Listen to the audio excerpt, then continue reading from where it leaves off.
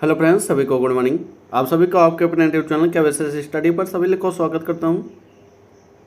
हम लोग रिवीजन कर रहे थे प्रीवियस ईयर्स के क्वेश्चन लोअर पीसीएस के। अगर आप लोअर पीसीएस की तैयारी करें तो आपके लिए क्लास इंपॉर्टेंट है। इससे पहले के पार्ट मैंने कवर करके रखा, आप प्ले लिस्ट में जाकर जरूर देख लेना। आज का हमारा टॉपिक है भारत में यूरोपियों का आगमन के बारे में बात करेंगे। यहाँ से किस प्रकार के क्वेश्चन पुटअप किए जाते हैं उसको देखते हैं। आइए देखते हैं क्वेश्चन हमारा क्या करा। भारत में बीओसी का गठन किसके द्वारा किया गया था? तो इसको याद रखना, किसके द्वारा किया गया था? डच के द्वारा ये गठन किया गया था।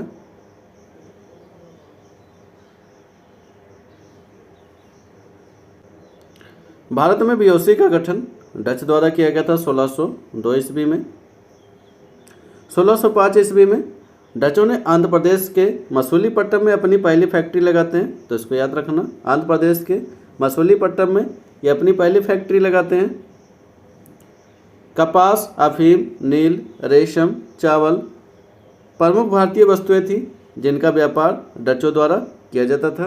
तो इसको याद रखना, डच हमारे कौन कौन से चीज़ का व्यापार करते थे? तो कपास हुआ, अफीम हुआ, नील हुआ, रेशम हुआ, चावल हुआ, इन सभी का व्यापार डचों द्वारा किया जाता था। और इनकी पहली फैक्ट्री की बात करेंगे, मसूलीपट्टनम आंध्र प्रदेश में इन्होंने अपनी पहली फैक्ट्री 1605 ईस्वी में लगाई थी। तो इसको याद रखना। आगे बात कर लेते हैं, पुर्तगालियों द्वारा निर्मित बंदेल चर्च भारत के निम्नलिखित में से किस राज्य में स्थित है? तो इसको आपको बताना है। तो इसकी बात करेंगे तो ये हमारा कहाँ पर स्थित है? पश्चिम बंगाल में स्थित है।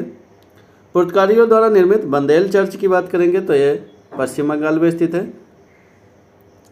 पश्चिम बंगाल में बात करेंगे हुगली जिले में स्थित है।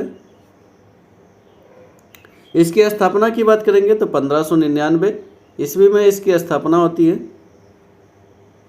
यह भारत के सबसे पुराने चर्चों में से एक है। तो इसको याद रखना, भारत का सबसे पुराना चर्च है। इसका दूसरा नाम भी है the basilica of the Holi rosary के नाम से ये भी जाना जाता। तो इसको याद रखना। आगे बात कर लेते हैं, अगला क्वेश्चन हमारा क्या कह रहा है, वास्को डी गामा का मकबरा भारत के निम्नलिखित में से किस स्थान पर स्थित है? तो इसको याद रखना, कहाँ पर स्थित है? कोच्चि यानी केरल में स्थित है वास्को डी गामा का मकबरा। बात कर लेते हैं वास्को डी गामा का मकबरा या दफन स्थान की बात करेंगे तो कोच्चि केरल में स्थित है। यह पुर्तगाल नाविक था जिसने 20 मई 1998 में भारत के पश्चिमी तट पर कालीकट बंदरगाह पर पहुंचकर भारत एवं यूरोप के बीच नए समुद्री मार्ग की खोज की थी। तो इसको याद रखना। आगे बात कर लेते हैं, फिल इन द ब्लैंक आपको भरना है। किस वर्ष में ईस्ट इंडिया कंपनी जहाज़ों ने सूरत के पास स्थित स्वाली एस्चुरी में पुर्तगालियों को पराजित किया था? तो इसको याद रखना, 1612 ईस्वी में पराजित किया था। तो इम्पोर्टेंट है।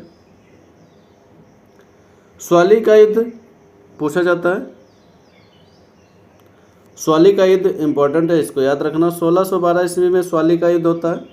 ईस्ट इंडिया कंपनी और पुर्तगाली सेना के मध्य में सूरत के पास स्थित स्वाली एस्चुरी में हुआ था यह युद्ध। इस युद्ध में पुर्तगाली सेना पराजित हो जाते हैं। तो इसको याद रखना, स्वाली का युद्ध पूछा जाता है। स्वाली हमारे कहाँ पर स्थित है? सूरत के पास में स्थित है। यह पुर्तगालियों और ईस्ट इंडिया कंपनी के मध्य में युद्ध होता है जिसमें पुर्तगाली हार जाते हैं। आगे बात कर लेते हैं, अगला क्वेश्चन हमारा क्या करा, वास्को डी गामा एक पुर्तगाली अन्वेषक ने फिल इन द ब्लैंक आपको भरना, किस वर्ष में भारत के समुद्री मार्ग की खोज किया था? तो इसको याद रखना, 1498 में भारत के लिए समुद्री मार्ग की खोज किया था। वास्को डी गामा एक पुर्तगाली नाविक था। तो याद रखना, वास्को डी गामा पुर्तगाल का निवासी था। वास्को डी गामा ने भारत के समुद्री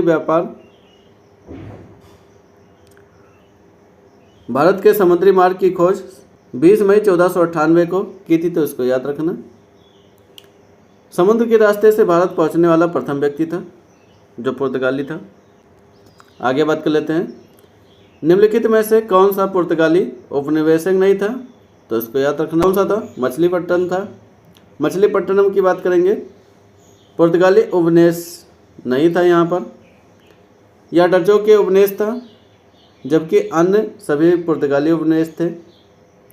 अन्य पुर्तगाली उपनिवेश की बात करेंगे, जैसे दीव हुआ, दमन हुआ, वैशिन हुआ, बॉम्बे हुआ, गोवा हुआ, कन्नौर हुआ, कालीकट हुआ, कोचीन हुआ, कोलंबा हुआ, गैले हुआ, सतारा हुआ, नागपट्टनम, ये सभी पुर्तगाली का उपनिवेश था। लेकिन मछलीपट्टनम पुर्तगाली का उपनिवेश नहीं था, यहाँ डचों का उपनिवेश था। आगे बात कर लेते हैं, भारत में काजू का प्रथम परिचय किन लोगों ने कराया था, तो इसको याद रखना। पुर्तगालियों ने भारत में काजू का परिचय कराया था। भारतीय कृषि में पुर्तगालियों की महत्वपूर्ण देन है, तो इसको याद रखना। भारत में तंबाकू, मूंगफली, आलू, लाल मिर्च, मकई, टमाटर, शकरकंद, चीकू, काजू, अमरूद, पाइनएप्पल, शरीफा, ये सभी पुर्तगालियों के द्वारा भारत में लाया गया था, तो इसको याद रखना। इसके अलावा बात करेंगे, भारत में पहली बार प्रिंटिंग प्रेस का प्रयोग जहाज निर्माण उद्योग पुर्तगालियों द्वारा ही किया गया था, तो इसको याद रखना। ये दोनों ही, पहला प्रिंटिंग प्रेस और जहाज निर्माण का उद्योग पुर्तगालियों द्वारा ही प्रयोग किया गया था यहाँ पर, तो इसको याद रखना। आगे बात कर लेते हैं, अगला क्वेश्चन हमारा क्या करा, पहली डेनिश ईस्ट इंडिया कंपनी ने अपना परिचालन किस वर्ष में शुरू किया गया था, तो इसको याद रखना। 1616 ईस्वी में शुरू किया था। 1612 में स्वाली का युद्ध होता है, ये नोट कर लेना। डेनमार्क ने राजा क्रिश्चियन फोर्थ एक चार्टर के माध्यम से 17 मार्च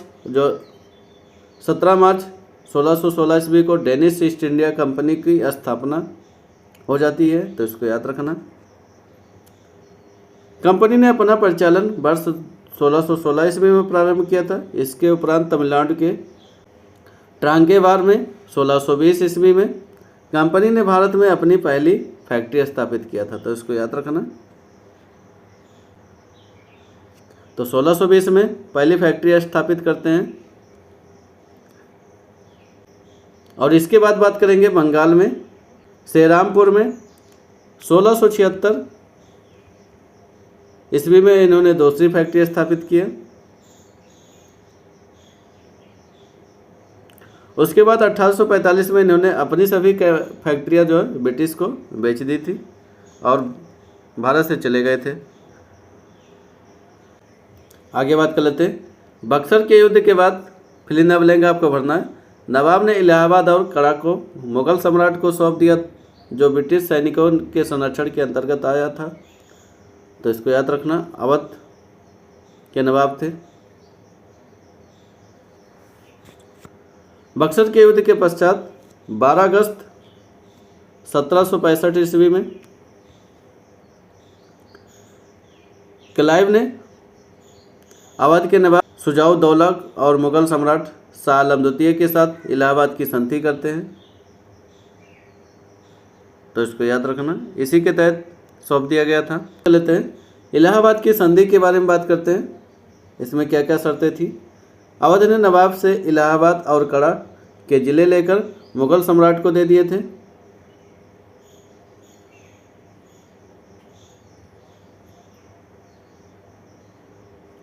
कंपनी 26 लाख वार्षिक पेंशन मुगल सम्राट को देगी। मुगल सम्राट बंगाल, बिहार और उड़ीसा की दीवानी कंपनी को प्रदान करेगा, तो ये प्रमुख शर्तें थी इलाहाबाद की संधि में। 1765 में यह संधि होती है बक्सर के युद्ध के बाद में।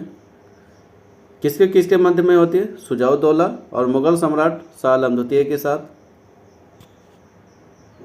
इलाहाबाद की प्रथम संधि होती है। आगे बात कर लेते हैं, वास्को डी गामा किस वर्ष कालीकट में उतरा था, तो उसको याद रखना।